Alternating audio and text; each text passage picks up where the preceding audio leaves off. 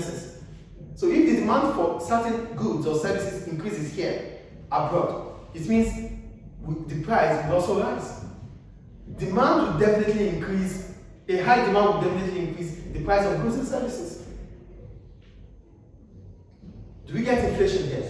Inflation is simply a persistent rise in the price of goods and services. But it will not just rise, it will rise based on the fact that there is increasing demand within the economy. That is demand pull, inflation. Do we have any question about demand pull? Are we sure?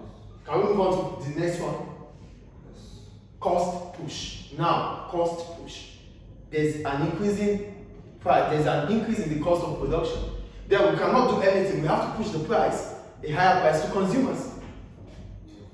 Cost push, inflation. Is it not the same as demand as we also push the price to consumers? No, demand pull. So there's a demand, there's an increase in demand. Because we understand that the demand for goods and services are increasing. We know that as businesses, we have to increase the price. But here, firms are witnessing a high cost in the cost of producing goods and services. So when there's an high cost to produce goods and services, what do we have to do? We can't stop producing. This is our business, right? So we have to push the high price to consumers. That's why we call it high cost push inflation. There's an increasing cost. Prices have to be sold at a higher price. Do we get the point or not?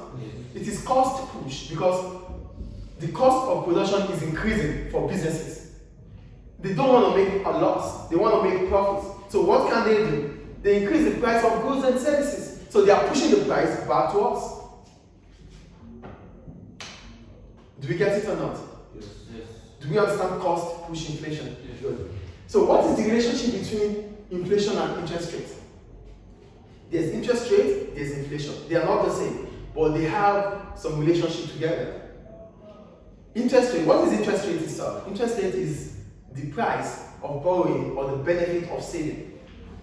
As soon as you save your money in the bank, what the bank give you for a specific period of time, the bank will give you an interest on it. Why does the bank give interest? Why do you think the bank will give you interest? So that they make money. Who makes money? The bank. No. Why is the bank giving you interest for you saving? So you can get money in the bank again. Is it because while you're saving, they're taking money from you? No. no, sir, but you're borrowing, like, for example, a loan. They're increasing money. It increases your money. Yes. It increases your principal. So the point is this: you take your money, you put your money into the bank, right? Why will the bank give you an interest on it? You know what interest is, right? Yes. Money added to your principal, the money added to your own money. Why would the bank want to add money to your money? So that So you can keep using, leave your money in savings. Yeah, so that you can continue to save more. So it's an incentive to save more. Do you get it or not? That's why we call it the benefit. The benefit of saving. Yes? But the bank won't make money like that. Definitely. The bank will make money. The bank will make money from those that wants to borrow. There's borrowing, and there's saving. Those are the two relationships we have with the bank, the customer and the bank. What if you just put your money in a bank account and then you take it and you don't borrow? That is withdrawal. Well, you can withdraw, it's your money. You can withdraw at any point in time. But if you want to enjoy the benefit of saving, you have to leave your money in the bank for a long period of time. You can even take a year or two. No, at least the minimum is 3 months. We call it fixed deposit, FD. Fixed deposit. So here, you won't be able to withdraw until the stipulated date to get the benefits. But as soon as you put your money into the bank, you can withdraw at any time, at any point in time. That is not, you're not going to get any benefit from that because it's just a saving. But if you are fixed depositing your money into the bank will give you an interest. Do you understand interest here now? Yes. So what does interest has to do with inflation? They have a relationship, which is mostly inverse.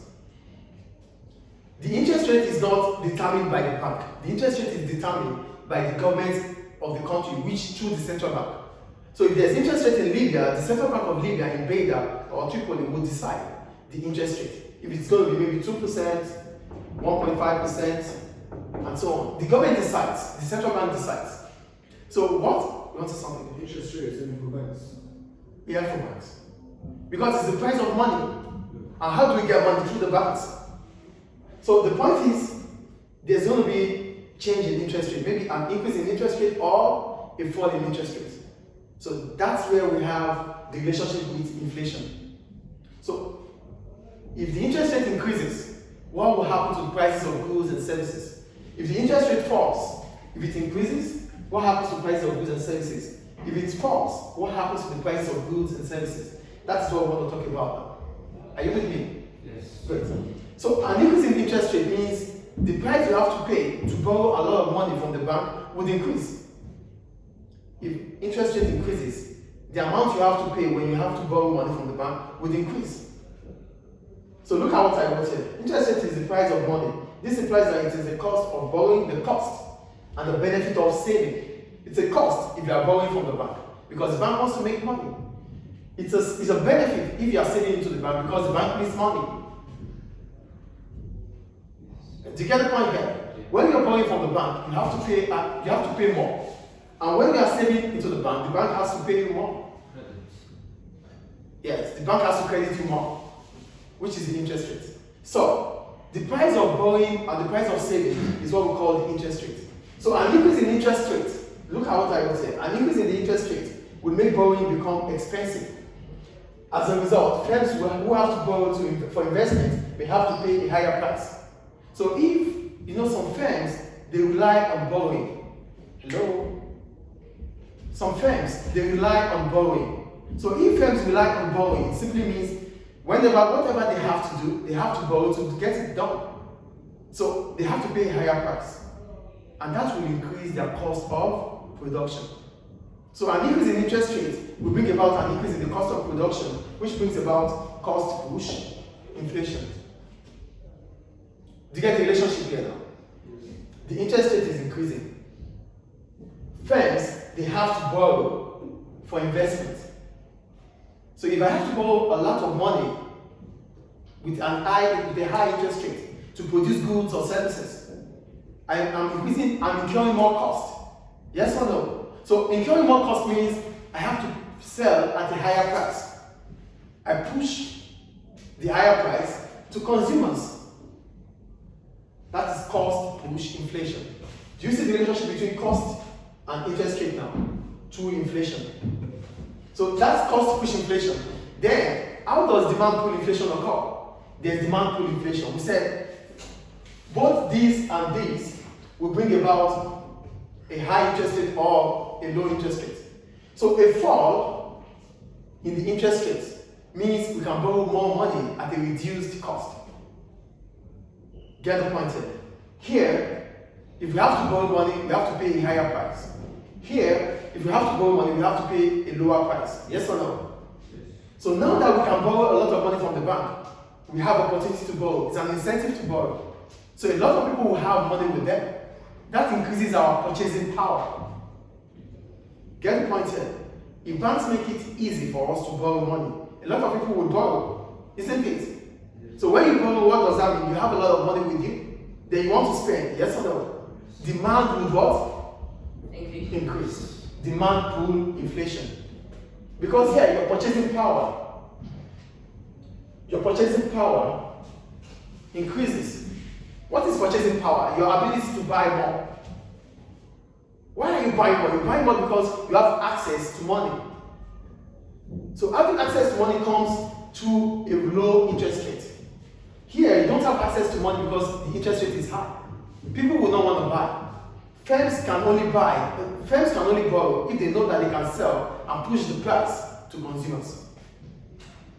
Do we get the relationship between interest rate and inflation now? Yes. There's demand pull inflation, which is based on the fact that demand is increasing in the economy. And if demand is increasing in the economy, it brings about inflation. There's cost push inflation because the cost of production for firms are increasing. If the cost of production for firms are increasing, it leads to inflation, but it has to be pushed to consumers. So that's the relationship between interest rate and inflation. Do you have any questions up to now? No. Is it clear? Thank you.